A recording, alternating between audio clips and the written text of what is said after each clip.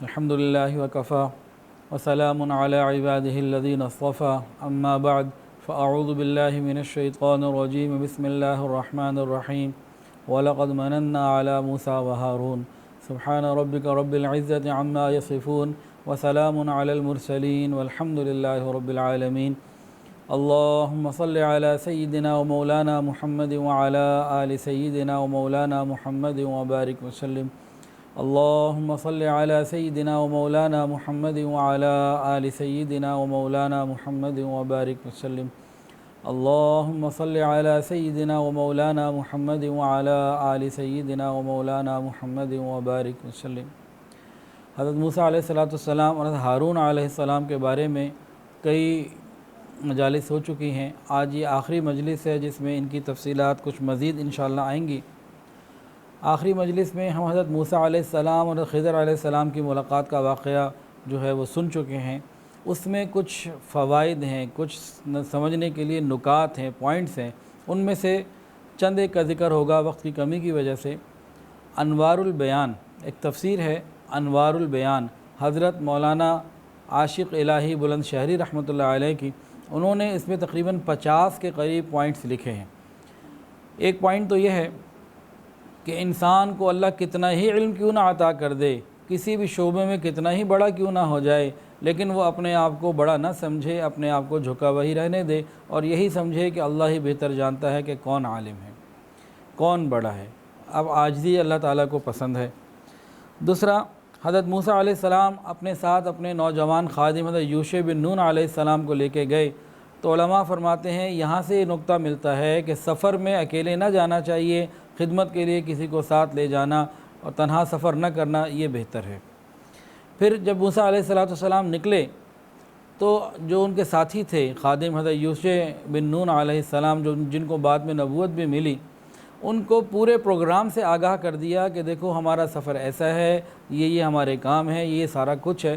تو یہاں پہ ظاہر ہوتا ہے جو بھی ادارے کے بڑے ہوتے ہیں، گھر کے بڑے ہوتے ہیں، ان کو چاہیے کہ اپنے چھوٹوں کو کام دیتے ہوئے کام کی تفصیلات زیادہ طور پہ کھلے طور پہ واضح کر دی جائیں، کمپلیٹ بریفنگ دے دی جائے تاکہ ان کے لیے کام کو کرنا آسان ہو جائے۔ ایک ہوتا ہے خالی حکم دینا، یہ کر کے آؤ، ایسے نہیں۔ ایک ہوتا ہے کام کو سمجھانا، اس کے نفع نقصان بتا دینا۔ مثال کے طور پر اس کی ایک مثال سمجھ لیجئے، بھئی بیان کروانا ہے، ایک ہال بک کروانا ہے، تو کسی کو کہا بھئی آپ جائیے اور ہمیں ہال میں ہمارے اتنے بندے ہوں گے، اتنے کو ہم نے نیچے بٹھانا ہے، اتنے صوفے چاہیے، اتنی کرسیاں چاہیے، اس طرح پارکنگ ہو، چند باتیں ان کو بتا دیں اور بھئی اور ہمارا بجٹ اتنا ہے، اس بجٹ کے اندر کام ہونا چاہیے، اس سے زیادہ ہو تو پھر بھی ہمیں ہال کی ضرورت نہیں ہے، آپ نے کوشش کرنی ہے۔ تو ساری چیزیں۔ ایک دفعہ کیا ہوا، کسی کو جو ہے نا امی نے بھیج دیا ٹماٹر لے آؤ یا کوئی سبزی تھی،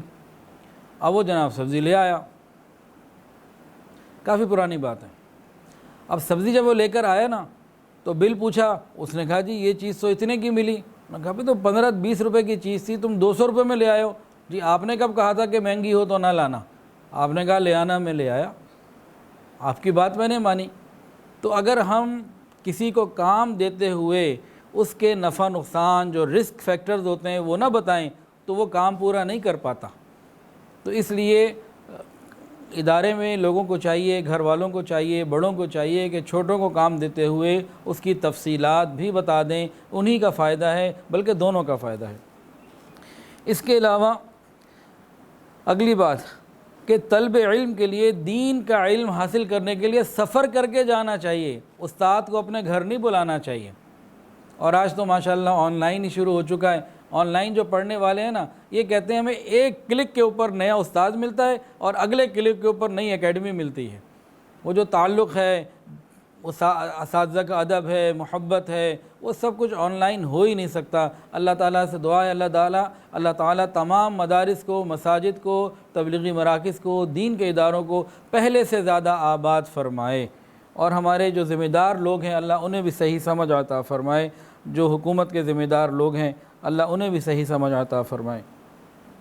امام بخاری رحمۃ اللہ علیہ نے لکھا ہے کہ ایک صحابی تھے حضرت جابر ابن عبداللہ، وہ صرف ایک حدیث کا علم حاصل کرنے کے لیے ایک اور صحابی کے پاس 1 مہینے کا سفر کر کے گئے۔ تو دین کا علم حاصل کرنے کے لیے شیخ کے پاس جانا، عالم کے پاس جانا، یہ جو ہے نا یہ اصل ہے۔ ایک پوائنٹ یہ لکھا ہے کہ طلب علم کے لیے کہ عمر کی خصوصیت نہیں ہے کہ جب چھوٹی عمر میں ہے تبھی لیں گے، بڑے ہو گئے تو اب نہیں کر سکتے حاصل۔ صحابہ کرام کہ دیکھیے کوئی 40 سال کی عمر میں مسلمان ہو رہا ہے، کوئی 30 سال، کوئی 60 سال، کوئی 80 سال، اور اس کے بعد علم حاصل کرنا شروع کیا۔ اور حضرت موسیٰ علیہ السلام خود علم حاصل کرنے گئے تو آپ کی اپنی عمر بھی بہت بڑی تھی، تو اس لیے یہ نہیں ہونا چاہیے کہ جی میری عمر زیادہ ہو گئی اب میں نے علم کیوں حاصل کرنا، نہیں، علم تو کسی وقت ملے، صحیح علم جب ملے، جہاں سے ملے، جس سے ملے، یہ حاصل کرنا چاہیے۔ ایک پوائنٹ یہ بھی ہے، اگر کسی شخص کو کسی ایک شعبے میں کمانڈ حاصل ہو، اس میں وہ بڑا ہو، لیکن کسی دوسرے شعبے میں وہ بڑا نہیں ہے، تو دوسرے بڑے کی اس کو عزت اور اکرام کرنا چاہیے۔ ایسا نہیں ہے کہ اگر یہ ایک چیز میں بڑا ہے اب یہ سمجھے کہ عقل کل ہی ہو گیا، دنیا کے کسی اور چیز سے کوئی تعلق نہیں۔ آج کل دنیا میں بعض ایسے لوگ ملتے ہیں، دنیا کو کچھ پڑھ لکھ لیتے ہیں، اس کے بعد وہ دین میں جو بڑے ہوتے ہیں ان کو گردانتے ہی نہیں، یہ ان کی بہت بڑی غلط فہمی ہے۔ اس کے علاوہ حضرت موسیٰ علیہ السلام جب چلے نا تو سفر کے لیے مچھلی رکھ لی، کھانے پینے کے لیے اور ضرورت کے لیے، مختلف ضروریات کے لیے۔ تو یہاں سے لکھا ہے کہ سفر میں چلتے ہوئے زاد راہ کا رکھ لینا یہ اچھی بات ہے، یہ توکل کے منافی نہیں، توکل کے خلاف نہیں۔ اچھا، یہاں ایک عجیب بات ملتی ہے، موسیٰ علیہ السلام، خضر علیہ السلام چل رہے ہیں، چلتے چلتے وہ مقام جہاں آپ دونوں سوئے اور مچھلی نکل کے نیچے نکل گئی سمندر میں، وہاں تک تو موسیٰ علیہ السلام کو کوئی تھکن نہ ہوئی۔ پھر آگے جب چلے ہیں، وہ جو اگلا سفر تھا نا وہ منزل مخصوص سے آگے ہو گیا، وہ غلطی ہو گئی، شیطان نے بھلا دیا۔ حضرت یوشع بن نون علیہ السلام نے دیکھ لیا لیکن بتانا بھول گئے۔ اب جو اگلا سفر ہوا نا اس سفر میں موسیٰ علیہ السلام تھک گئے، کہنے لگے بھئی تھکن ہو رہی ہے، کھانا لے کر آؤ، ناشتہ لے کر آؤ، کدھر ہے؟ یہاں سے ایک انسان کی طبیعت کا علم ہوتا ہے کہ طبعی طور پر اللہ رب العزت نے انسان کو ایسا بنایا ہے کہ مقصد حاصل ہونے تک اور اپنی منزل مقصود پہنچنے تک اس کے اندر ہمت اور قوت باقی رہتی ہے، اس کے بعد یہ پھر تھکن محسوس کرتا ہے، آرام کی ضرورت محسوس کرتا ہے۔ یہ انسانی طبیعت ہے، یہ فطرت اللہ نے بنائی ایسی ہے۔ ایمان والے کو چاہیے کہ یہ اپنا ویژن بڑا کرے، ٹارگٹ بڑا کرے، اور منزل کون سی رکھے؟ جنت میں داخلے تک۔ یہ کبھی نہیں تھکے گا۔ دیکھیں پاکستان اگر ہم شروع کریں کراچی کی طرف سے سفر کرنا تو کراچی سے جب چلیں تو کھنجراب پاس اینڈ آ جائے گا۔ دیکھیں ایک بندہ ہے، وہ کراچی سے نکلا، 2.5 گھنٹے کا 2 گھنٹے کا سفر کر کے حیدرآباد پہنچا، اپنے گھر گیا، اور گھر جاتے ہی بیوی کو کہتا ہے کہ بھئی بہت تھکا ہوں، جلدی سے چائے لے کر آؤ، تھکن ہو گئی ہے، میں اتنا بھی سفر کر کر آیا ہوں، رش بھی بڑا تھا، جلدی سے چائے لے کر آؤ گرم سی۔ ابھی اپنے آپ کو تھکا ہوا محسوس کر رہا ہے۔ یہی بندہ ایک مرتبہ اپنی بیوی کے ساتھ کراچی سے چلا، اس نے کھنجراب جانا تھا،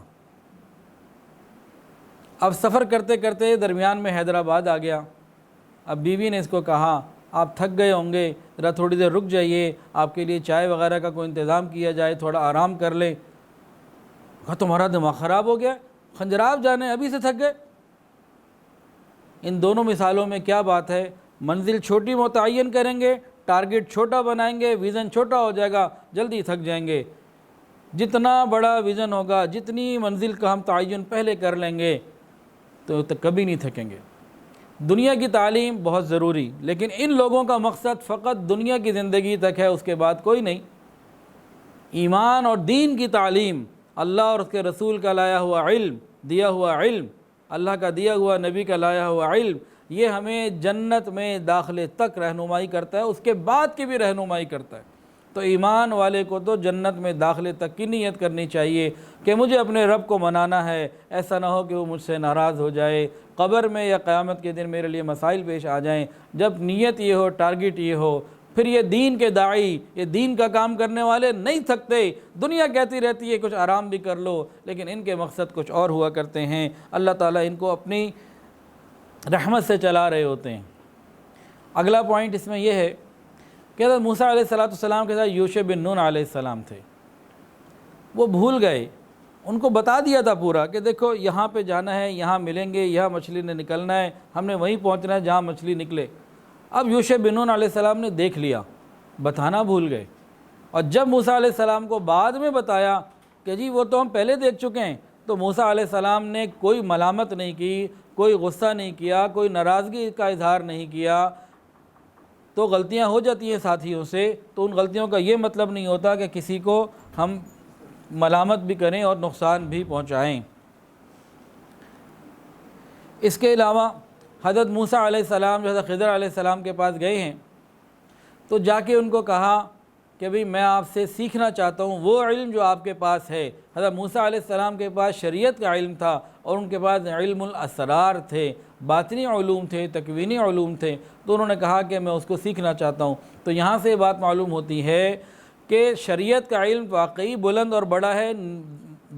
جو نجات ہے نا وہ شریعت کے علم پہ ہی ہونی ہے، مدار نجات، جس علم کے اوپر نجات ہونی ہے وہ شریعت کا علم ہے۔ لیکن جو باطنی علوم ہیں یہ بھی قابل توجہ ہیں کہ ایک نبی پیدل چل کر سفر کر کے ان علوم کو حاصل کرنے کے لیے گئے۔ اچھا جب گئے تو ان کو کیا کہا؟ حل اتبعک علی ان تعلمنی، کیا آپ مجھے اپنے ساتھ رکھنا پسند کریں گے؟ کیا میں آپ کے ساتھ رہ سکتا ہوں؟ آپ مجھے اپنے ساتھ رکھ لیجئے، میں کچھ علم سیکھنا چاہتا ہوں، وہ جو اللہ نے آپ کو دیا ہے مجھے نہیں۔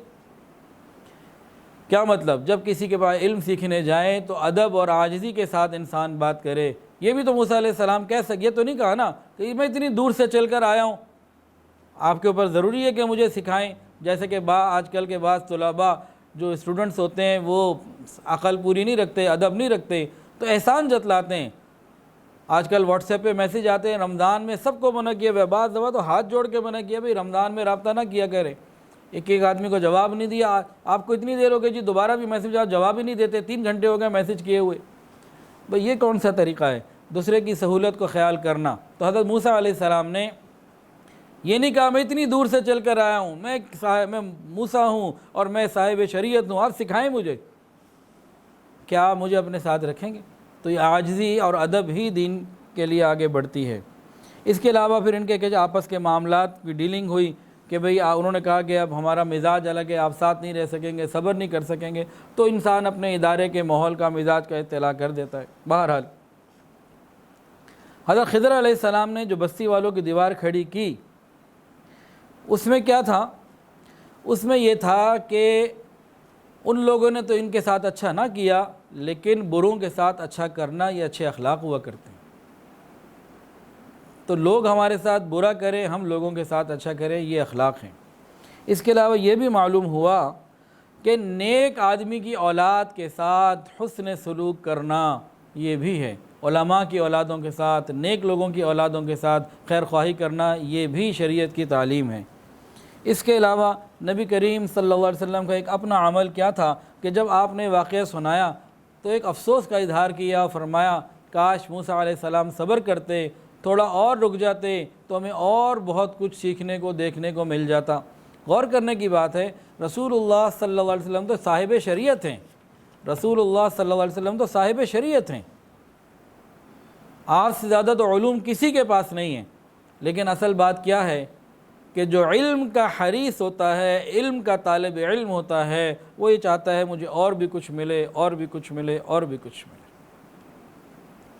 جتنا جتنا علم بڑھتا چلا جاتا ہے نا تو انسان کو اندازہ ہو جاتا ہے کہ یہ تو ایسا سمندر جس کے کنارے کوئی نہیں، اتنا بڑا سمندر ہے، بہت بڑا سمندر۔ تو یہاں تک تو حضرت موسیٰ علیہ السلام اور خضر علیہ السلام کے جو آپس میں جو ملاقات ہوئی تھی ان میں جو نکات و مفسرین نے لکھے کچھ بیان کر دی۔ اب ایک اور واقعہ جو حضرت موسیٰ علیہ السلام کی زندگی کا ایک اہم واقعہ ہے، اس میں بھی بہت سارے ہمارے لیے نصائح ہیں، عبرتیں ہیں، اور موسیٰ علیہ السلام ہی کے زمانے سے وہ تعلق رکھتا ہے۔ اس کا قرآن مجید میں سورہ اعراف میں 9ویں سپارے میں ذکر ہے، سورہ اعراف کی آیت نمبر 175 سے 177 تک، 175 سے 177 تک۔ وَاتْلُ عَلَيْهِمْ نَبَأَ الَّذِي آتَيْنَاهُ آيَاتِنَا فَانْسَلَخَ مِنْهَا فَأَتْبَعَهُ الشَّيْطَانُ فَكَانَ مِنَ الْغَاوِينَ۔ اے رسول صلی اللہ علیہ وسلم، آپ ان کو اس شخص کا واقعہ سنائیے جس کو ہم نے اپنی آیتیں عطا فرمائیں، لیکن وہ بالکل ہی چھوڑ نکلا، پھر شیطان کے پیچھے ہوا۔ یہ واقعہ کیا ہے؟ بنی اسرائیل کو جب حکم ملا کہ قوم جبارین پر آپ حملہ کریں اور اللہ آپ کی مدد کریں گے، فتح آپ کے مقدر میں ہوگی، آپ کا کام ہے حملہ کریں، انہوں نے کہہ دیا آپ جائیں، آپ کا رب جائے، ہم نہیں جاتے، انا ہاہنا قاعدون، ہم بیٹھیں۔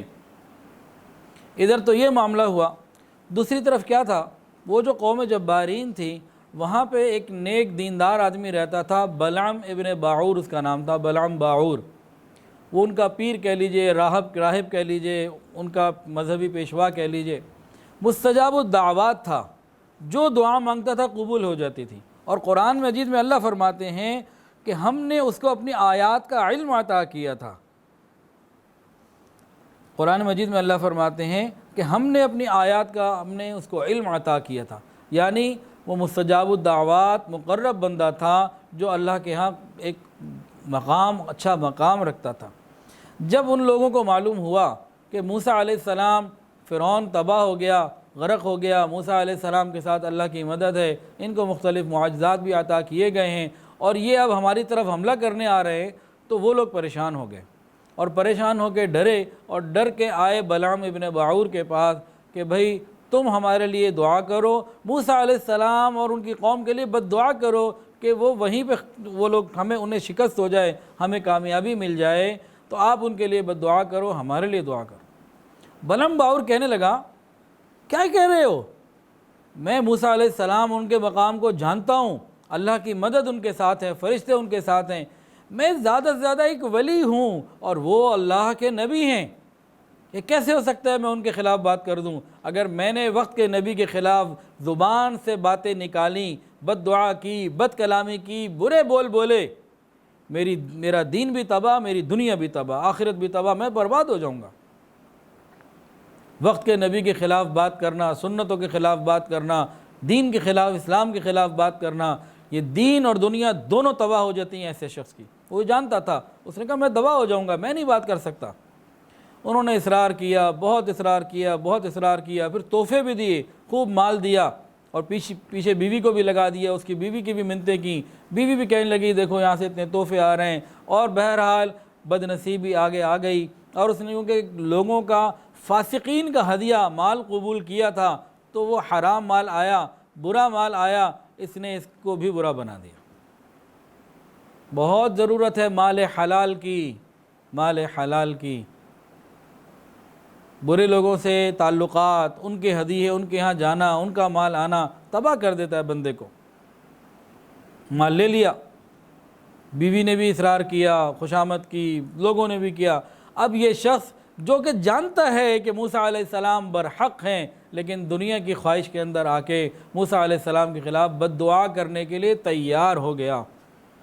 اب جیسے ہی اس نے دعا کے لیے اب ہاتھ اٹھائی، جیسے بھی اس نے دعا کرنے لگا، موسیٰ علیہ السلام کے خلاف بد دعا کرنے لگا، جس طرح وہ چاہتا تھا موسیٰ علیہ السلام کے لیے بد دعا کرے ان کی قوم کے لیے، وہ بد دعا کے الفاظ اس کے اپنی قوم کے لیے نکلے۔ قوم نے کہا کیا کر رہے تو ہمارے لیے بد دعا کر رہے، ہم نے تو کہا تھا ان کے لیے بد دعا کر، ہمارے لیے کیوں کر رہے؟ تو ابھی کہنے لگا اب میری زبان پہ میرا اختیار ہٹ گیا، اب میری زبان پہ میرا کوئی اختیار نہیں، اب اس اختیار والے کا اختیار ہے، اب میرا دین بھی گیا، میرے ایمان بھی گیا، میری آخرت بھی گئی، میرا سب کچھ تباہ ہو گیا، اب میرے پاس کچھ نہیں رہا۔ اس کو معلوم ہو گیا ایمان اندر ایک نور ہے، ایمان اندر ایک سکون ہے، جب یہ نکل گیا اور وہ کیفیات نکل گئیں تو پتہ لگ گیا اندر سے میں ختم ہو گیا، تو کہنے لگا اب تو میرے پاس کچھ نہ رہا، میں تو تباہ و برباد ہو گیا۔ اس شخص کے لیے قرآن مجید میں سورہ اعراف میں اللہ نے فرمایا فَمَثَلُهُ كَمَثَلِ الْكَلْبِ، اس کی مثال کتے کی مانند ہے۔ یہ وہ تھا جس کو اللہ نے علم عطا کیا تھا، لیکن یہ دنیا کے مال کے پیچھے وقت کے نبی کے خلاف بات کرنے لگا، تباہ و برباد ہو گیا، اور مثال کتے کی قرآن میں دی گئی۔ اب جب اس کو معلوم ہو گیا نا میں تو گیا، میرا دین دنیا سب تباہ، اب میرے لیے کچھ نہ رہا، تو پھر ایک آپ نے مثال سنی ہوگی، گھر کا بھیدی لنکا ڈھائے۔ اس نے ایک مثال دی، اس نے کہا دیکھو میں تمہیں ایک ٹپ دیتا ہوں، اگر تم نے اس پر عمل کر لیا تو پھر تمہارا کام ابھی بھی ہو سکتا ہے، گو میں تباہ ہو گیا، بد دعا تمہارے لیے میں کر چکا ہوں، لیکن ابھی بھی تم بچ سکتے ہو، ایک کام تم اگر کر لو۔ خوش ہو گئے، ہاں بتائیں کیا کریں ہم؟ انہوں نے کہا بات یہ ہے، یہ بنی اسرائیل کے لوگ اس وقت مصر سے نکلے ہوئے کافی زمانہ ہو چکا ہے، تم اپنی نوجوان بچیوں کو بے حیائی کے لباس پہنا کر، فیشن ڈیزائننگ کروا کر اور بیک اپ تیاریاں کروا کر ان کو کہو کہ یہ وہاں جا کے کیٹ واک کریں، میں آج کی ٹرمز بعض استعمال کر رہا ہوں، کہ یہ ان کے سامنے ناز و انداز سے کھڑی ہوں، اور اگر کوئی بنی اسرائیل کا بندہ آگے ہاتھ بڑھائے گناہ کے لیے تو یہ روکے نہیں، آگے بڑھنے دیں۔ قوم کو یہ بات سمجھ میں آ گئی اور انہوں نے اپنی نوجوان بچیوں کو اسی طرح تیار کر کے آگے کھڑا کر دیا۔ حضرت موسیٰ علیہ السلام کو پتہ لگا، موسیٰ علیہ السلام نے پوری قوم کو منع کیا، خبردار نامحرم کی طرف دیکھنا اور ہاتھ بڑھانا یہ اللہ کے عذاب کو بلانے کی مانند ہے، کوئی آگے نہ بڑھے، کوئی اس طرف نہ رخ کرے۔ لیکن قوم کے اندر کوئی ایک بڑا آدمی تھا، امیر آدمی تھا، کوئی سردار تھا، اس نے اس قوم سے، قوم جبارین کی ایک لڑکی کے ساتھ گناہ کر لیا۔ جیسے ہی گناہ کیا تو اللہ رب العزت کا عذاب آیا۔ ان کے ساتھ فتح کا وعدہ تھا، لیکن جب بے حیائی درمیان میں آ گئی تو وہ وعدہ پیچھے ہو گیا، آخر وہ ڈیلے ہو گیا، اس سے وعدہ پورا ہونے سے پہلے اللہ کا عذاب آیا، اور ایک دن میں 70,000 بنی اسرائیل کے لوگ طاعون کی بیماری سے مر گئے۔ یہ بے حیائی اللہ کو کبھی پسند نہیں تھی۔ جب جس امت میں بے حیائی پھیلی وہاں عذاب ہی آئے، طاعون آئے یا کرونا آئے یا کوئی اور بیماری آئے، بے حیائی کی وجہ سے تکلیفیں آتی ہی آتی ہیں۔ بلعام باعور یہ جانتا تھا، اور آج کا یہود و نصارہ اور ہندو جانتا ہے، آج کے باطل لوگ جانتے ہیں کہ مسلمانوں میں بے حیائی پھیلا دو، اس کے بعد اطمینان رکھو یہ خود ہی تباہ ہو جائیں گے۔ تو انہوں نے پورا کام کیا ہوا ہے۔ گزشتہ 15-20 سالوں میں غور کر لیجئے کن کن چیزوں کی قیمتوں میں اضافہ ہوا اور کن کن چیزوں کی قیمتوں میں کمی ہوئی۔ ہر وہ چیز جس نے بے حیائی کو فروغ دینے میں مدد کی وہ سستی ہو رہی ہے، اور جو کھانے پینے کی اور زندگی بچانے کی چیزیں ہیں وہ ساری مہنگی ہو رہی ہیں۔ کبھی غور کیجیے گا، 1990 میں کام شروع کیا، 1995 میں شالوی میں دکان لی، 1995 میں ملیشیا کی استری 665 روپے کی تھی، جاپانی استری 970 روپے کی تھی، جاپانی جوسر 3-in-1 پیناسونک کا، اس کا نیشنل نام تھا 176، وہ 2670 2600 روپے کے اندر تھا، 3000 سے خاصا نیچے تھا۔ آج یہی چیزیں کئی گنا مہنگی ہو چکی ہیں، اور بے حیائی پھیلانے والی جتنی چیزیں ہیں وہ ساری نیچے آ رہی ہیں۔ قیمت اگر ان کی اوپر گئی بھی ہے تو اس کے اندر فتنے پہلے سے 10 گنا زیادہ آ چکے ہیں۔ کبھی غور کیجئے گا اس پوائنٹ کے اوپر، کیونکہ انہیں معلوم ہے کہ جب مسلمان بے حیائی میں مبتلا ہو گیا، اب اس کو یہ نہ اپنا رہا، نہ اپنے ماں باپ کا رہا، نہ دین کا رہا، نہ دنیا کا رہا، یہ تباہ ہو گیا۔ تو یہی بات بلعام باعور نے بتائی تھی کہ کوئی بھی لگ جائے، ہوا یہی کہ ایک آدمی نے برائی کی، 70,000 لوگ اس بیماری میں مر گئے۔ موسیٰ علیہ السلام نے ان کو سمجھایا، پوری قوم نے توبہ کی اور ان دونوں کو سزائیں دیں، پھر جا کے وہ بیماری ختم ہوئی۔ کاش ہمیں بھی یہ بات سمجھ میں آ جائے، لیکن مجھے لگتا ہے کہ ہمیں یہ سمجھ میں نہیں آئے گی۔ حدیث کے اندر کرونا کی وجہ کیا ہے؟ اب کرونا کہتے ہیں، کچھ لوگ کہتے ہیں کہ یہ حقیقت کے اندر ایک وبائی بیماری ہے، اور کچھ لوگ کہتے ہیں کہ کائنات میں جب سے دنیا بنی ایسا کبھی نہیں ہوا کہ پوری دنیا میں ایک وبا نے ہر جگہ کو جو ہے نا وہ گھیر لیا ہو۔ کوئی وبا آئی کسی علاقے میں، کسی ملک میں آئی، کسی شہر میں آئی، پوری دنیا میں ایک وقت آج تک تو کبھی نہ آئی۔ تو بعض لوگ کہتے ہیں کہ یہ وبا نہیں ہے، یہ مین میڈ وائرس ہے۔ اب یہ جو بھی کچھ ہے، یہ مین میڈ ہے یا نہیں ہے، تمام صورتوں میں اس کی وجہ 1400 سال پہلے جناب رسول اللہ صلی اللہ علیہ وسلم بتا چکے ہیں، وہ ہے بے حیائی۔ فرمایا کہ جب کسی قوم میں اعلانیہ بے حیائی ہوتی ہے، ان کے اندر وہ وبائیں آتی ہیں، جو بیماریاں آتی ہیں جو پہلے نے سنی نہیں ہوتی، تو یہ بے حیائی کی وجہ سے آیا۔ اور اگر ہم بے حیائی کو چھوڑ کر حیا کی طرف سفر نہ کریں تو پھر ہم اپنے آپ کو اس سے بڑی مصیبت کے لیے تیار کر رہے ہیں، اس سے بڑی کوئی مصیبت آئے گی، کیونکہ ہم واپسی کا ارادہ ہی نہیں رکھتے۔ اس قصے کے اندر کچھ عبرتیں ہیں۔ پہلی عبرت تو یہ ہے کہ کسی شخص کو اللہ کتنا ہی علم اور کمال اور فضل اور کوئی بھی بلندی عطا کیوں نہ فرما دے، کتنا ہی بڑا بندہ کیوں نہ ہو جائے، لیکن اللہ ہی پہ نظر رکھے، اپنے علم کے یا اپنے منصب کے غرور اور اس میں نہ آئے، شکر ادا کرتا رہے، استقامت مانگتا رہے، ڈرتا رہے۔ دوسری بات انسان کو ایسے حالات سے، ایسے لوگوں سے، ایسے مواقع سے بچنا چاہیے جہاں دین کی خرابی کا ذریعہ ہو، خطرہ ہو، وہاں سے بچے، یہ پیچھے ہٹے۔ تیسری بات، ایسے جو گمراہ لوگ ہوتے ہیں ان سے پیسے لینا، ان سے ہدیے اور تحفے لینا، اس سے بچنا چاہیے۔ ایسے لوگوں کے پیسے لینے سے دین کا نقصان ہو جاتا ہے۔ چوتھی بات، بے حیائی اور حرام کاری پوری قوم کے لیے تباہی کا ذریعہ بن جاتی ہے۔ جو قوم اپنے آپ کو بلاؤں سے اور آفتوں سے محفوظ رکھنا چاہے، جو قوم اپنے آپ کو بلاؤں سے، آفتوں سے، مصیبتوں سے بچانا چاہتی ہے، محفوظ رہنا چاہتی ہے، اسے چاہیے کہ حیا کے اوپر عمل کرے۔ ادھر تو ایک آدمی نے زنا کیا، یہ معاملہ ہو گیا، اور ہمارے ہاں تو گنتی کوئی نہیں، رمضان میں بھی ہم نے اس کام کو نہیں چھوڑا ہوا، ہمارا کیا بنے گا، خیر کیسے آئے گی۔ پانچویں بات یہ ہے کہ دین کے خلاف چلنا، معلوم ہے اس کو کہ یہ دین ہے، موسیٰ علیہ السلام حق ہیں، لیکن پھر بھی علم ہونے کے باوجود دین کے خلاف چلنا، یہ مستقل ایک تباہی اور بربادی ہے، جس سے انسان کا نصیب خراب ہو جاتا ہے اور دنیا تباہ ہو جاتی ہے اور آخرت بھی برباد ہو جاتی ہے۔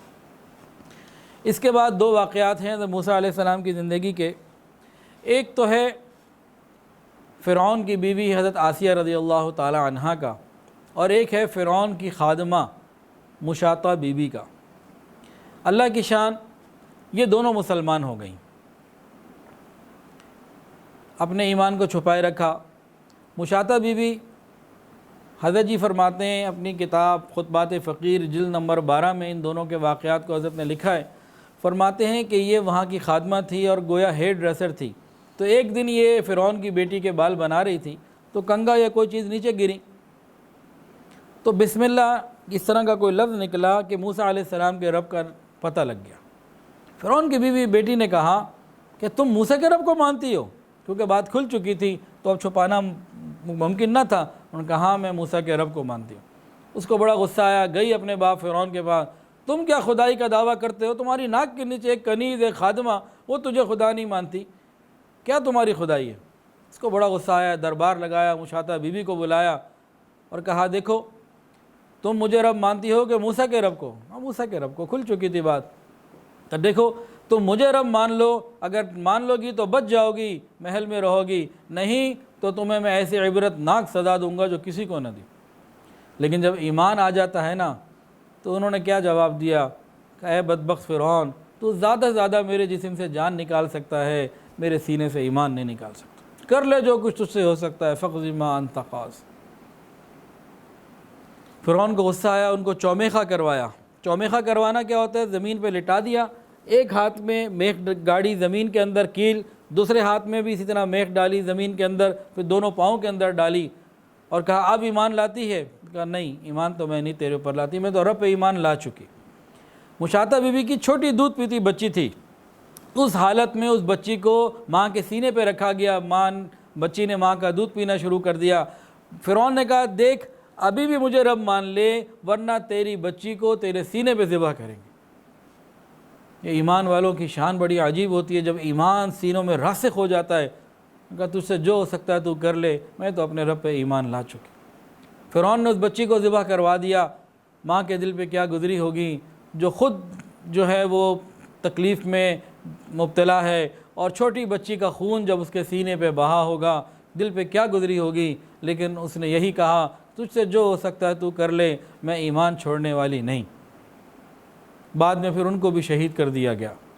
مشاطہ بی بی نے قربانی دی، پھر اللہ نے مہربانی کیا کہ نبی کریم صلی اللہ علیہ وسلم جب حضرت جبرائیل علیہ السلام کے ساتھ معراج کے سفر پہ جا رہے تھے تو راستے میں نبی علیہ السلام کو حضرت جبرائیل علیہ السلام نے بتایا کہ یہاں مشاطہ بی بی کی قبر ہے، اور اس قبر میں سے جو خوشبو آ رہی تھی اس کو نبی علیہ السلام نے بھی محسوس کیا۔ اللہ بھی تو قدردان ہے۔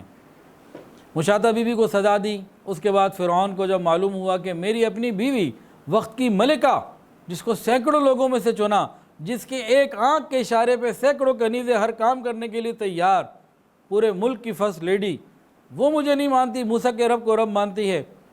پہلے تو منایا سمجھایا، جب نہ مانا تو فرعون کو بھی غصہ آیا، دربار میں گیا اور حکم دیا پولیس کو جاؤ ملکہ کو گرفتار کر کے لاؤ۔ پولیس بھی حیران کہ جدھر آنکھ اٹھا کے نہیں دیکھ سکتے تھے، آج گرفتار کر کے لانے کی باری، بہرحال گرفتار کر کے لایا گیا۔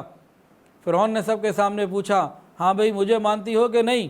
میں نے کہا تو جو کچھ کر سکتا ہے کر لے، میں تو موسیٰ کے رب پر ایمان لے آئی، اب تجھے نہیں مان سکتی۔ فرعون نے کہا ایسی سزا دوں گا کہ یاد رکھو گی، کبھی کسی کو نہ دی ہوگی۔ انہوں نے کہا تو زیادہ سے زیادہ جسم سے جان نکال سکتا ہے نا، ایمان نہیں میرے سینے سے تو نکال سکتا۔ فرعون نے حکم دیا ملکہ کو برہنہ کیا جائے، لباس اتار لیا جائے۔ غور کریں، مردوں کے مجمع میں کسی مرد کو بے لباس کیا جائے تو دل کرتا ہے زمین پھٹے اور غرق ہو جائے۔ عورت کے اندر تو حیا اور زیادہ ہوتی ہے۔ بے لباس کیا گیا، پھر کہا آپ مانتی ہو؟ کہ نہیں، کہ یہ محل تمہارا چھین لیا جائے گا، دیکھو قربانی کیا دے رہی ہو۔ تو بہرحال انہوں نے نہیں منع کر دیا۔ فرعون نے حکم دیا ان کو بھی چومیخہ کراؤ، ان کو بھی لٹایا گیا اور کیلیں میخیں جو ہیں وہ ہاتھوں میں اور پاؤں میں ڈال دی گئیں۔ پھر ان کو حکم دیا گیا، پھر وہ پوچھا گیا کہ دیکھو یہ محل جس کو تم چھوڑ رہی ہو، ابھی بھی میں تمہیں بچا سکتا ہوں، تمہاری جان بخشی کر سکتا ہوں، تم مجھے رب مان لو۔ انہوں نے کہا یہ نہیں ہو سکتا۔ فرعون نے پھر حکم دیا کہ ان کے پورے جسم سے کھال کو چھین لیا جائے۔ پھر زندہ حالت کے اندر جسم سے کھال کو چھین لیا گیا، اور اس حال میں انہوں نے اللہ رب العزت کو جان دے دی، شہادت عطا فرمائی۔ رب ابن لی عندک بیتا فی الجنہ، قرآن مجید میں 28ویں سپارے میں سورہ تحریم کے آخر میں ان کا ذکر ہے کہ انہوں نے اللہ سے مانگا، اللہ فرعون نے مجھے اپنے گھر سے نکال دیا، اپنے محل سے نکال دیا، رب ابن لی عندک بیتا فی الجنہ، اے اللہ میں آپ کے قرب میں جنت میں ایک محل چاہتی ہوں، مجھے عطا فرما دی۔ انہوں نے دعا مانگی، قبول ہو گئی۔ بعض مفسرین لکھتے ہیں کہ اس وقت جب سزا مل رہی تھی، فرعون یہ تنگ کر تکلیف دے رہا تھا، اس وقت اللہ تعالیٰ نے جنت کے محل ان کے سامنے کر دیے تھے اور ان کو اختیار دے دیا تھا کہ اے میری بندی، تو نے اتنی قربانیاں دی ہیں، جس محل کو تو اشارہ کرے گی وہ تیرا ہو جائے گا۔ اب محل ان کے سامنے دکھائے جا رہے ہیں، انہوں نے ایک محل کو پسند کیا، مجھے یہ محل چاہیے جو سب سے زیادہ خوبصورت تھا۔ اللہ پاک نے فرمایا کہ تو میرے محبوب کا محل ہے، کوئی اور محل؟ کہا نہیں، مجھے تو یہی چاہیے۔ پھر اللہ تعالیٰ نے ان کو وہ محل عطا فرمایا۔ یہ کیسے ہوا؟ سنیے، اللہ تعالیٰ بھی تو قدردان ہے، جب کوئی بندہ قربانی دیتا ہے تو پروردگار مہربانی فرماتے ہیں۔ امی خدیجہ الکبریٰ رضی اللہ تعالیٰ عنہ، رسول اللہ صلی اللہ علیہ وسلم کی پہلی زوجہ محترمہ، ان کا جب آخری وقت قریب تھا تو رسول اللہ صلی اللہ علیہ وسلم نے ان سے ارشاد فرمایا کہ خدیجہ جنت میں جاؤ گی، وہاں میری 2 بیویاں پہلے سے موجود ہیں، ان کو میرا سلام کہنا۔ حیران، یا رسول اللہ میں آپ کی پہلی بیوی ہوں، ادھر پہلے کون پہنچ گیا؟ نبی علیہ السلام نے فرمایا کہ اللہ تعالیٰ نے حضرت مریم کو اور فرعون کی بیوی حضرت آسیہ کو جنت میں میری بیویاں بنایا ہے۔ تو دیکھیں اللہ رب العزت نے کیسی دعا قبول کی۔ انہوں نے مانگا تھا نا، رب ابن لی عندک بیتا فی الجنہ، اے اللہ فرعون مجھے اپنے محل سے نکال رہا ہے، اپنے گھر سے نکال رہا ہے۔ عورت تو ہوتی ہی گھر سے ہے، اللہ تعالیٰ نے گھر بھی دیا اور گھر والا بھی دے دیا۔ گھر وہ دیا جو محبوب کا تھا اور محبوب کو ان کا گھر والا ہی بنا دیا۔ تو یہ قربانیاں جب بھی انسان دیتا ہے اللہ تعالیٰ کی طرف سے مہربانیاں ہوتی ہیں۔ تو یہ واقعہ حضرت موسیٰ علیہ السلام کے تھے۔ اس کے علاوہ قرآن مجید میں ایک اور بہت زبردست بات ہمیں سمجھائی گئی ہے۔ اللہ اکبر کبیرہ، اللہ فرماتے ہیں یا ایھا الذین آمنوا، اے ایمان والو، اے کلمہ پڑھنے والو، لا تکونوا کالذین آذوا موسیٰ، تم ایسے نہ ہو جانا جیسے بنی اسرائیل نے موسیٰ علیہ السلام کو تکلیفیں دی تھی، تم ایسے نہ ہو جانا۔ بنی اسرائیل نے موسیٰ علیہ السلام کو تکلیفیں کی انتہا کر دی تھی، اتنی تکلیفیں، ہر بات پہ رکاوٹ، ہر بات پہ سوال و جواب، ہر بات کے اوپر میخ نکالنا۔ فرعون سے جب نجات ملی، فرعون غرق ہو گیا، اب یہ لوگ چل رہے ہیں تو آگے دیکھا کچھ لوگ بت پرستی میں مبتلا ہے، تو کہنے لگے ہمارے لیے بھی ایسا بت بنا دو۔ موسیٰ علیہ السلام تورات لینے گئے تو پیچھے سے بچڑا بنا کے عبادت شروع کر دی۔ موسیٰ علیہ السلام تورات لے کر آئے، کہتے ہیں ہم نہیں مانتے یہ اللہ کی کتاب ہے۔ 70 بندے ساتھ بھیجے، ان 70 بندوں کو بھیجا، آواز آئی اللہ کی، کہتے ہیں ہم تو نہیں مانتے کہ کس کی آواز ہے، ہم تو اللہ کو آنکھوں سے دیکھنا چاہتے ہیں۔ اور نشانیاں آتی چلی گئیں، پھر آیا کہ یہ تورات ہے، اللہ کی کتاب ہے، مانو، حق عمل کرو اس پہ، کہتے ہیں ہم نہیں مانتے۔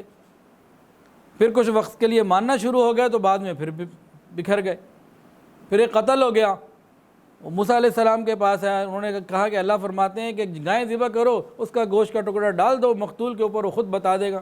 تو پھر کہ کیسی ہو، کس عمر کی ہو، پھر کہانیاں لمبی شروع کر دیں۔ اور اسی طرح جب ان کو کھانے کو نہیں تھا تو انہوں نے کھانا مانگا، من و سلوہ مل گیا۔ جب من و سلوہ جنت کی نعمتیں مل رہی ہیں، خوب کھا رہے ہیں، تو کہتے ہیں کیا ایک ہی چیز پہ صبر کرتے رہے؟ یہ کون سی بات ہے؟ کھیرا، ککڑی، ادرک، پیاز، اتنی چیزیں، یہ کیا وہ ایک ہی چیز کھاتے رہے؟ تو ہر بات کے اوپر اعتراض، ہر چیز، ہر ایک معاملے میں ایک طویل سلسلہ ہے ان کی خود غرضی کا، فرض منصبی سے جان چھڑانے کا، دین پر عمل نہ کرنے کا، بہانے بنانے کا۔ یہ سب کچھ ان کی زندگی کا حصہ رہا ہے، اور آج یہ سارا کچھ ہمارے اندر بھی آ چکا۔ نماز نہ پڑھنے کے درجنوں بہانے، سنت نہ پڑھنے کے بہانے، نفل نہ پڑھنے کے بہانے۔ آج اگر کوئی یہ شخص کہہ دے کہ سنت نہیں پڑھنی تو ہم ادھر چل پڑتے ہیں، بھئی سنت نہیں پڑھنی۔ لیکن اگر کوئی عالم دین صحیح بندہ یہ کہے کہ سنت بھی پڑھنی ہے، ارے بندو نفل بھی پڑھنے ہیں، تہجد بھی پڑھنی ہے، اوابین بھی پڑھنی ہے، وہ ہمیں سمجھ نہیں آتی۔ ہم بھی بنی اسرائیل کے اسی طریقے پہ چلے ہوئے ہیں کہ دین کا مذاق اڑانا اور دین پر عمل نہ کرنے کے لیے ہزار راستے نکالنا۔ دن رات ہماری یہ کوشش چل رہی ہے، دین کا مذاق اڑانا، سب کچھ یہ جو کچھ بنی اسرائیل نے کیا یہ سب کچھ آج ہم کر رہے ہیں۔ اللہ فرماتے ہیں یا ایھا الذین آمنو، اے ایمان والو تم بنی اسرائیل کی طرح نہ بننا جنہوں نے موسیٰ علیہ السلام کو تکلیفیں دی تھی۔ یہ قرآن میں سورہ احزاب کے اندر یہ آیت ہے، یا ایھا الذین آمنوا لا تکونوا کالذین آذوا موسیٰ فبرأہ اللہ مما قالوا وکان عند اللہ وجیہا۔ اس میں ہمارے لیے عبرت ہے کہ ہمارے لیے حکم کیا ہے، سمعنا واطعنا، جب اللہ اور اس کے رسول کا حکم آ جائے ہم سر جھکا کے عمل کرنے والے بنے۔ باطل کی ایک آسان پہچان کیا ہے؟ وہ ہمیشہ آپ کو علماء سے روکے گا۔ باطل کی ایک کامن، ایک مشترک جو نشانی ہے نا، جتنے بھی باطل ہوں گے یہ آپ کو علماء کے پاس جانے سے روکیں گے۔ وہ کہیں گے انہوں نے مذاق بنا ہوا ہے، انہوں نے بنائی ہوئی ہیں ان کی باتیں۔ یہ باطل کی ایک عام سی نشانی ہے، سادہ سی، جو ہر ایک کے اندر کامن ہے۔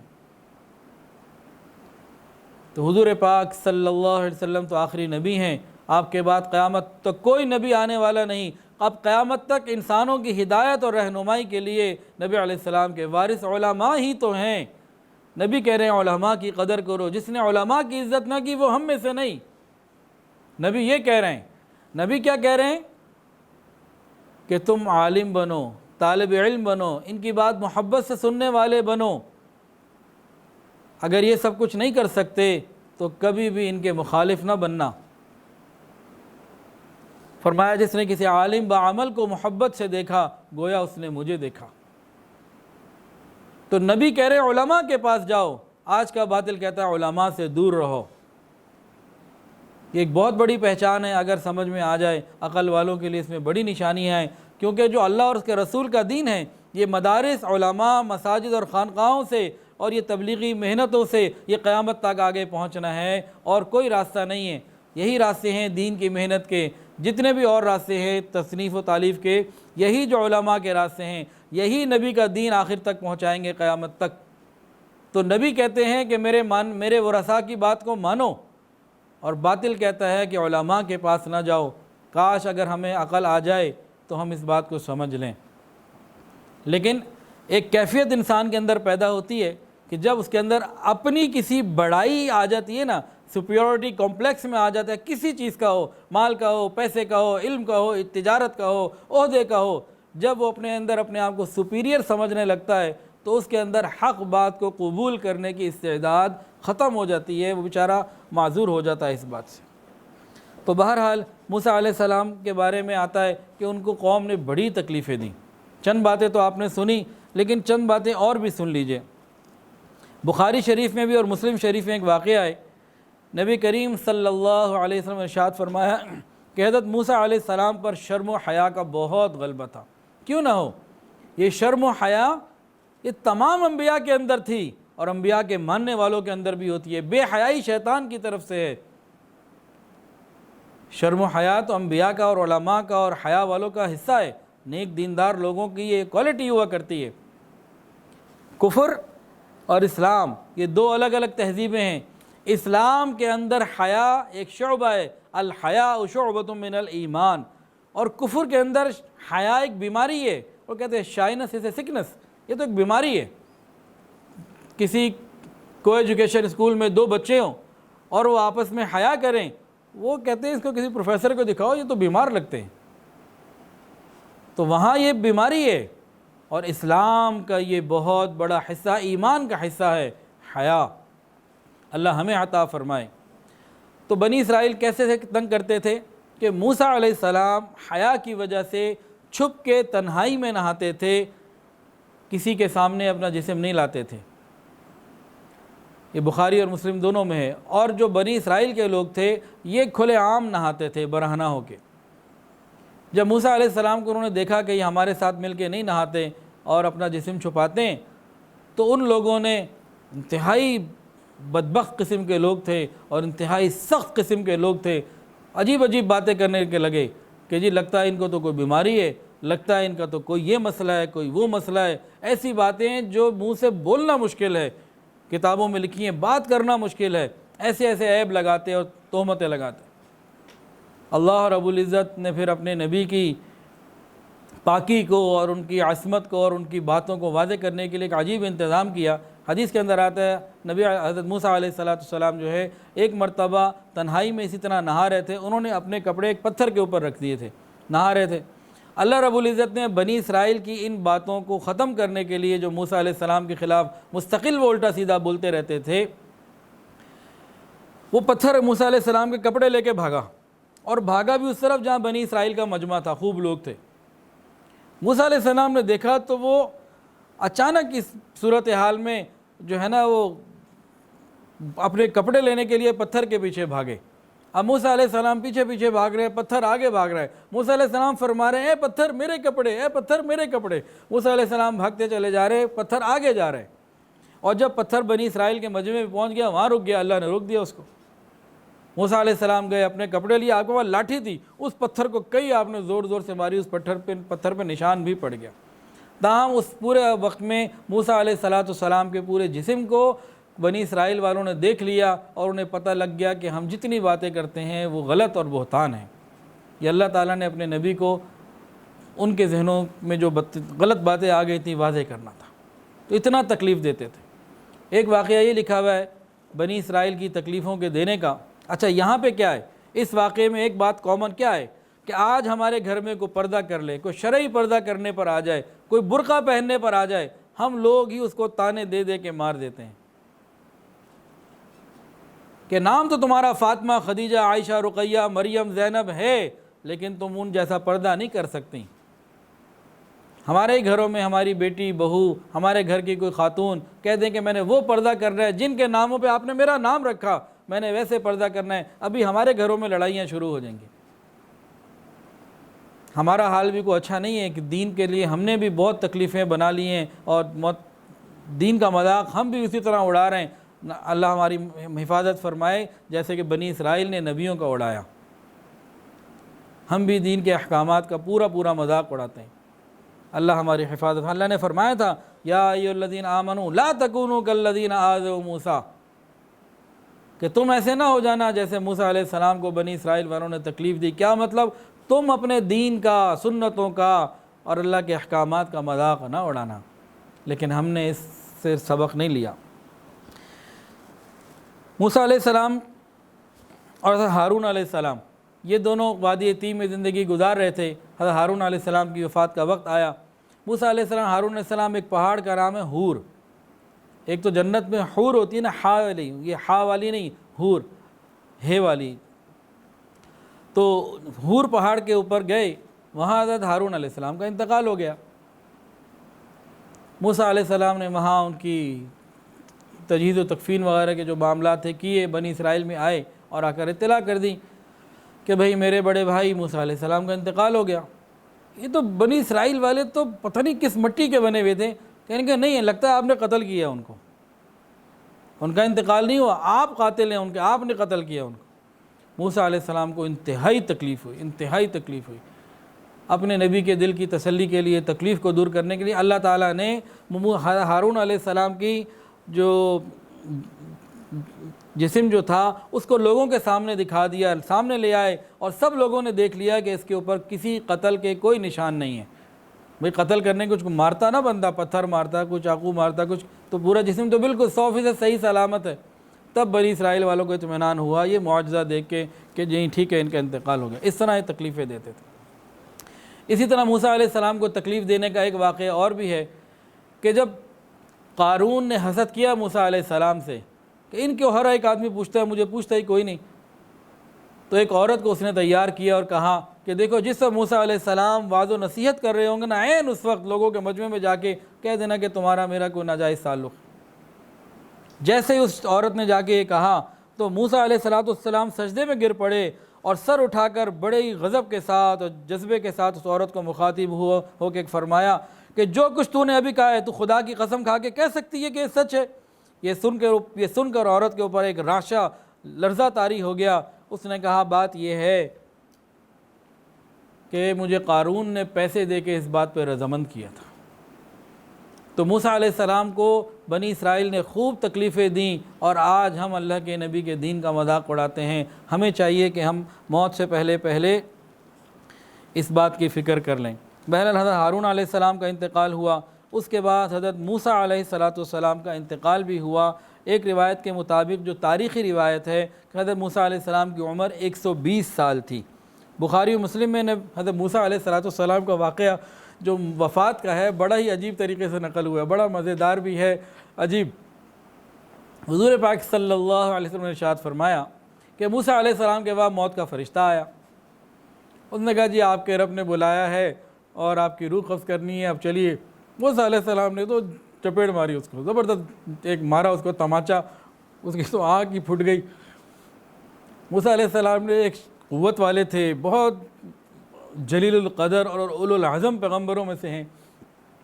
جب ایک مرتبہ جوانی میں ایک مصری کو مارا تھا، فَوَكَذَهُ مُوسَىٰ فَقَضَىٰ عَلَيْهِ، وہ اس کا انتقال وہاں ہو گیا تھا۔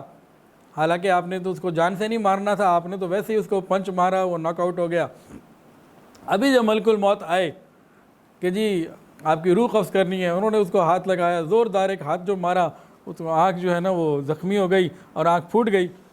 اب یہ ملک الموت جو تھے اللہ تعالیٰ کے پاس جا کے حاضر ہوئے، یا اللہ یہ آپ کے بندے تو نہیں آنا چاہتے اور میرا تو یہ حال ہو گیا۔ اللہ تعالیٰ کی طرف سے ان کی آنکھ تو بالکل درست ہو گئی، اور ان کو حکم ملا کہ جاؤ موسیٰ علیہ السلام کے بعد دوبارہ جاؤ اور ان سے جا کے کہہ دیجئے کہ اے موسیٰ اگر آپ مزید رہنا چاہتے ہیں تو آپ ایسا کریں، ایک بیل کے اوپر ہاتھ پھیریں، آپ کے ہاتھ کے نیچے اس بیل کے جتنے بال آئیں گے، اس جانور کے جتنے بال آئیں گے، ہر بال کے بدلے آپ کو 1 سال دیا جاتا ہے۔ جتنے بال آ جائیں گے ہر بال کے بدلے 1 سال آپ کو مزید دیا جائے گا، یہ آپ کے لیے اختیار ہے۔ فرشتے نے آ کے اللہ تعالیٰ کا پیغام دیا۔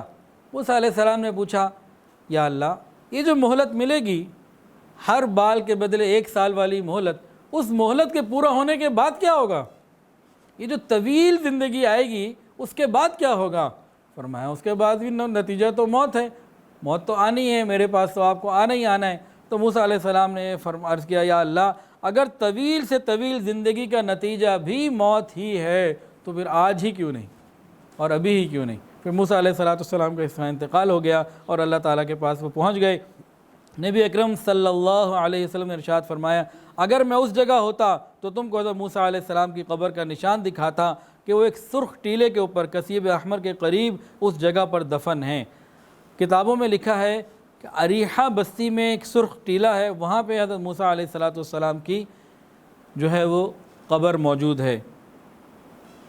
بنی اسرائیل کا جو قومی مزاج تھا نا، وہ سینکڑوں سال فرعون کی غلامی میں رہ کر ختم ہو چکا تھا، اور یہ جتنے بھی ان کے اندر عیوب تھے، سرکشی، احسان فراموشی، فساد، بغض، حسد اور اللہ کے حکم کو نہ ماننا، یہ تمام عیوب صدیوں کی غلامی کا نتیجہ تھے۔ تمام عیوب میں غلامی ہی ایک ایسا عیب ہے جو اخلاق کی پستی اور انسان کے اندر ہر قسم کی بڑھنے کی صلاحیت کو ختم کر دیتی ہے۔ تو بنی اسرائیل کے جتنے بھی انبیاء آئے، سب کو ان چیزوں کا سامنا کرنا پڑا، لیکن حضرت موسیٰ علیہ السلام چونکہ سب سے پہلے تھے فرعون کی قوم، فرعون کی حکومت سے نجات دلانے والے، تو ان کو سب سے زیادہ ان کے اس مزاج سے واسطہ پڑا اور تکلیفیں اٹھانی پڑیں۔ اللہ فرماتے ہیں وَلَقَدْ مَنَنَّا عَلَىٰ مُوسَىٰ وَهَارُونَ وَنَجَّيْنَاهُمَا وَقَوْمَهُمَا مِنَ الْكَرْبِ الْعَظِيمِ۔ موسیٰ علیہ السلام کی جگہ جگہ قرآن مجید کے اندر اللہ رب العزت نے تعریف بیان فرمائی ہے اور ان کو اپنا مقرب بندہ بتایا ہے۔ اللہ فرماتے ہیں یا ایھا الذین آمنوا لا تکونوا کالذین آذوا موسیٰ، اے ایمان والو تم ان لوگوں کی طرح نہ ہو جانا جنہوں نے موسیٰ علیہ السلام کو تکلیف پہنچائی۔ ذرا بخاری مسلم کی ایک روایت اور سن لیجئے۔ حضرت عبداللہ ابن مسعود رضی اللہ تعالی عنہ ارشاد فرماتے ہیں، حضرت عبداللہ ابن مسعود رضی اللہ تعالیٰ عنہ ارشاد فرماتے ہیں کہ ایک مرتبہ جناب رسول اللہ صلی اللہ علیہ وسلم نے کچھ لوگوں میں مال تقسیم کیا، تو اس کے اندر ایک منافق بھی تھا۔ اس منافق کو جو مال ملا، اس نے کہا کہ اس تقسیم کے اندر اللہ کی رضا کو نہیں رکھا گیا ہے، یہ تو من مرضی کی، گویا کہ من مرضی کی تقسیم ہے، اس میں تو کسی اصول کو نہیں دیکھا گیا۔ اس طرح کی اس نے بات کی، اس کا یہ قول نبی کریم صلی اللہ علیہ وسلم تک پہنچا دیا گیا۔ آپ کو سخت تکلیف ہوئی اور آپ نے فرمایا کہ اللہ تعالیٰ موسیٰ علیہ السلام پر رحم فرمائے، ان کو تو اس سے زیادہ تکلیفیں دی گئی تھیں اور انہیں تمام اذیتوں کے مقابلے میں صبر سے کام لیا۔ تو اس امت کے اندر بھی یہ بات موجود کہ نبی صلی اللہ علیہ وسلم کی باتوں کے بارے میں یہ ہم بعض مرتبہ غلط باتیں کر جاتے ہیں۔ اللہ تعالیٰ ہماری حفاظت فرمائے اور ہمیں نبی کریم صلی اللہ علیہ وسلم کی ایک ایک سنت کو شوق اور محبت سے اپنانے کی توفیق عطا فرمائے۔ موسیٰ علیہ السلام کے اس طویل واقعے میں جو چند مجالس میں ہوا، چند عبرتیں اور بھی ہیں۔ ایک عبرت یہ ہے کہ جب بھی کوئی بھی دین کا داعی وہ حق پر ہو، حق طریقے سے بات کرے، نیت ٹھیک ہو اور استقامت کے ساتھ لگا رہے اور اس کی تنہائیاں بھی پاکیزہ ہوں، تو پھر اللہ تعالیٰ اس کے دشمنوں میں بھی اس کے دوست پیدا کر دیتا ہے۔ جیسے حضرت موسیٰ علیہ السلام نے فرعون کو جا کے بات کی، اللہ کا پیغام پہنچایا اور کہا کہ بنی اسرائیل کو چھوڑ دو، تو کیا ہوا تھا کہ جب فرعون کے دربار میں پہلی مرتبہ موسیٰ علیہ السلام کے قتل کا ذکر ہوا تو ایک بندے نے وجاء رجل من اقصی المدینۃ یسعیٰ، کہ ایک بندہ دوڑتا ہوا آیا، کہا کہ آپ کے لیے مشورے ہو رہے ہیں، آپ جائیے۔ موسیٰ علیہ السلام مدین کی طرف چلے گئے۔ دوبارہ جب یہ معاملہ پھر ہوا تو 24ویں سپارے میں تقریباً 2 رکوع میں وقال رجل مؤمن، ایک بندہ جو آل فرعون میں سے تھا اور ایمان والا تھا، من آل فرعون یکتم ایمان، جس نے اپنے ایمان کو چھپایا ہوا تھا، اس نے پوری تقریر کی اور موسیٰ علیہ السلام کے بارے میں اور یوسف علیہ السلام کے بارے میں اور اللہ تعالیٰ کے بارے میں اور ان لوگوں کے برے کاموں کے بارے میں پوری تفصیل سے آگاہ کیا۔ یہ کیا ہے کہ جب بھی کوئی دین کا داعی پورے عزم کے ساتھ، استقامت کے ساتھ، تنہائیاں پاکیزہ ہوں، نیکی والا ہو، مستقل مزاج ہو، اللہ اس کی مدد بہرحال کیا کرتے ہیں۔ تو نا امیدی کوئی نہیں ہوتی، انسان اپنے عمل میں پختہ ہو اور لگا رہے تو اللہ تعالیٰ مدد فرماتے ہیں۔ ایک بنی اسرائیل موسیٰ علیہ السلام اور فرعون کا اور جادوگروں کا جو مقابلہ ہوا، وہاں سے بات سمجھنے کے لیے ملتی ہے، اگر کسی کو ایک مرتبہ بھی یہ دل میں ایمان کی حلاوت محسوس ہو جائے، پھر کچھ ہو جائے، وہ ایمان نہیں چھوڑتا۔ جیسے کہ فرعون کے جادوگروں نے تھوڑی دیر پہلے جادوگر کیا کہہ رہے تھے، ہمیں کیا دو گے، اور جیسے ایمان کا ذائقہ چکھ لیا تو پھر وہ فرعون سے مستغنی ہو گئے، ٹھیک ہے جو تجھ کر سکتا ہے کر لے، زیادہ زیادہ جان سے مارے گا اور کیا کرے گا، اب تو ہم ایمان لے آئے۔ تو ایمان حقیقی ہوا کرتا ہے۔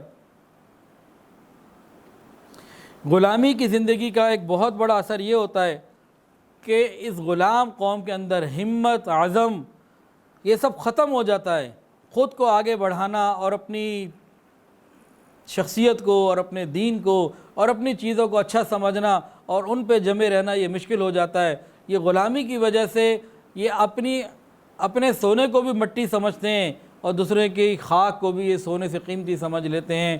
تو یہ غلامانہ ذہنیت کی ایک عکاسی ہے کہ جیسے موسیٰ علیہ السلام سے اللہ نے کہا آپ حملہ کیجئے، فتح آپ کی ہوگی، اتنی بڑی دلائل کے باوجود بھی انہوں نے کیا کہا، فَاذْهَبْ أَنْتَ وَرَبُّكَ فَقَاتِلَا إِنَّا هَاهُنَا قَاعِدُونَ، اے موسیٰ تو اور تیرا رب دونوں جا کر ان سے لڑو، ہم تو یہیں بیٹھے ہوئے ہیں۔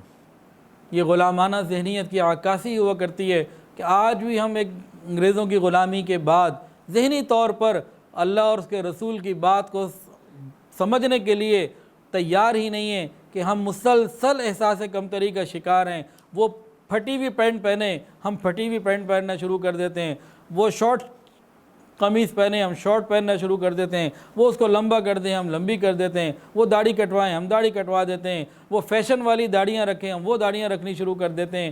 یہ احساس کمتری یہ غلامی کے بعد ہوتی ہے، اور اس قرآن اور شریعت کی تعلیم اور قرآن پر عمل یہ انسان کو بندوں کی غلامی سے نکال کر رب کی غلامی اور بندگی کی طرف لے کر آتا ہے۔ اگر ہم قرآن کا صحیح مطالعہ کریں اور اس پر عمل بھی کریں تو اللہ تعالی ہماری اس کیفیت کو بدل دیں گے۔ ایک بات اور بھی ملتی ہے، وراثت زمین ہو یا ملک ہو، یہ کس قوم کو اللہ دیتے ہیں؟ جو ہر قسم کی چاہے کتنی ہی بے سر و سامانی میں ہو، کچھ بھی اس کے پاس نہ ہو، لیکن وہ خوف خدا رکھتی ہو، صبر کرے اور اللہ کی مدد پر یقین کرے، اللہ اسے عزت عطا فرماتے ہیں۔ جیسے فرعون اس وقت کا وہ سپر پاور، لیکن بنی اسرائیل کے بعد کچھ نہ تھا، صبر کیا، اپنے اخلاق بہتر کیے اور اللہ کے اوپر یقین کیا، پھر اللہ نے موسیٰ علیہ السلام کی برکت سے انہیں عطا فرما دیا۔ ایک سبق یہ ملتا ہے کہ باطل کی طاقت کتنی ہی زبردست کیوں نہ ہو، کتنی ہی قوت والی کیوں نہ ہو، کسی طرح کی کوئی ٹیکنالوجی ہو، کسی قسم کا کوئی ہتھیار ہو، کسی قسم کی ان کی کوئی بھی دنیا کی ترقی ہو، کچھ بھی ہو، اگر ایمان والے نیکوکار ہوں، ہمت اور استقامت کے ساتھ لگے رہیں، اللہ پہ توکل رکھیں، اللہ کی مدد مانگتے رہیں اور اپنے دین پر چلتے رہیں، تو بالآخر کامیابی ایمان والوں ہی کی ہوتی ہے۔ وَأَنْتُمُ الْأَعْلَوْنَ إِن كُنتُم مُؤْمِنِينَ، کامیابی تمہیں ہی ملے گی اگر تم سچے مومن ہو تو۔ یہ تو ہر قوم کے واقعے میں یہ بات ہے، صرف موسیٰ علیہ السلام کے اس واقعے سے تعلق نہیں ہے، ہر نبی ہر قوم کا یہی معاملہ رہا کہ اگر ایمان والوں نے دین پر چلتے ہوئے استقامت کا مظاہرہ کیا، اللہ نے ہمیشہ عزتیں انہی کو عطا فرمائی ہیں۔ ایک بات یہ نظر آتی ہے کہ طاقت، حکومت اور دولت، جن لوگوں کو یہ چیزیں مل جاتی ہیں، یہی لوگ سب سے پہلے حق کے خلاف آ کے لڑنے کے لیے تیار ہو جاتے ہیں، لیکن قوموں کی تاریخ یہ بتاتی ہے کہ جو حق پہ جمے رہتے ہیں مدد انہی کی ہوتی ہے۔ اور ایک بات یہ بھی ملتی ہے کہ کوئی شخص یا جماعت جان بوجھ کر حق کو حق جانتے ہوئے سرکشی کرے، جان بوجھ کر، معلوم ہے اس کو قرآن و حدیث صحیح ہے پھر بھی اس کے خلاف کرے، معلوم ہے کہ پردہ کرنا ضروری ہے پھر بھی خلاف کرے، کسی بھی بارے میں معلوم ہونے کے باوجود کہ یہ چیز صحیح ہے اس کے خلاف کرے، پھر اللہ تعالیٰ اس کے اندر حق کو قبول کرنے کی اور سمجھنے کی کیفیت ہی اس کی ختم ہو جاتی ہے، وہ کچھ کر ہی نہیں سکتا۔ اور آخری بات یہ کہ فرعون کے غرق ہونے سے پہلے مختلف عذاب آئے تھے، وہ آپ نے سنے تھے کہ ٹڈی کا عذاب آیا، جوں کا عذاب آیا، خون کا آیا، قحط آیا، طوفان آیا، مختلف قسم کے عذاب آئے، پھر مہلت دی جاتی، ہر دفعہ کہتے اب ہم مان لیں گے، بنی اسرائیل کو جانے دیں گے، ایمان لے آئیں گے، اور جب انہوں نے کسی طرح کی بات کو نہ مانا تو بالآخر ان کو اللہ رب العزت نے غرق کر کے ختم ہی کر دیا، معاملہ ہی صاف کر دیا۔ یہاں سے کیا ملتا ہے کہ اللہ رب العزت ڈائریکٹ کسی کو تباہ نہیں کرتے، موقع دیتے ہیں، مہلت کا موقع دیتے ہیں۔ جو بندہ یا جو قوم، جو لوگ اس مہلت سے فائدہ اٹھا کر رب کے در پر واپس آ جاتے ہیں، اللہ اور اس کے رسول کی بات کو ماننے لگ جاتے ہیں، اللہ ان کو بچا لیتے ہیں، نہیں تو پھر ان کے لیے ذلتوں کا معاملہ ہو جاتا ہے۔ ہمارے لیے تو ایک خیر کی بات بہت بڑی یہ ہے کہ حضور پاک صلی اللہ علیہ وسلم نے یہ دعا مانگی تھی، اللہ میری امت کو پچھلی امتوں کی طرح یکسر مکمل ختم نہ کر دینا، کسی ظالم کی وجہ سے یا کسی عذاب کی وجہ سے، ایسا معاملہ میری امت کے ساتھ نہ کرنا۔ یہ تو نبی علیہ السلام کی دعائیں ہیں جو آج ہم بچے ہوئے ہیں، ورنہ کمی تو ہم نے گناہوں میں کوئی نہیں چھوڑی۔ تو اللہ رب العزت کبھی مہلت دینے کا ایک وقت ہوا کرتا ہے، ابھی ہمارے پاس مہلت ہے، ہم حیا کی طرف واپس آ جائیں، نیکی کی طرف واپس آ جائیں تو انشاءاللہ اللہ رب العزت خیر عطا فرما دیں گے۔ لیکن اگر ہم نے یہ نیکی کی راہ نہ لی اور ہم نے علماء کا ساتھ نہ دیا اور اگر ہم نے حیا کو اختیار نہ کیا تو آگے آنے والا وقت آج سے بہت زیادہ برا ہوگا۔ اللہ تعالی ہمیں برے انجام سے، برے لوگوں سے، بری صحبت سے اور بری موت سے ہماری حفاظت فرمائے۔ ویڈیو کے نیچے سبسکرائب کے بٹن پہ کلک کریں، بیل کے آئیکن پہ کلک کیجئے تاکہ ہر نئی ویڈیو کی نوٹیفیکیشن آپ کو مل جائے۔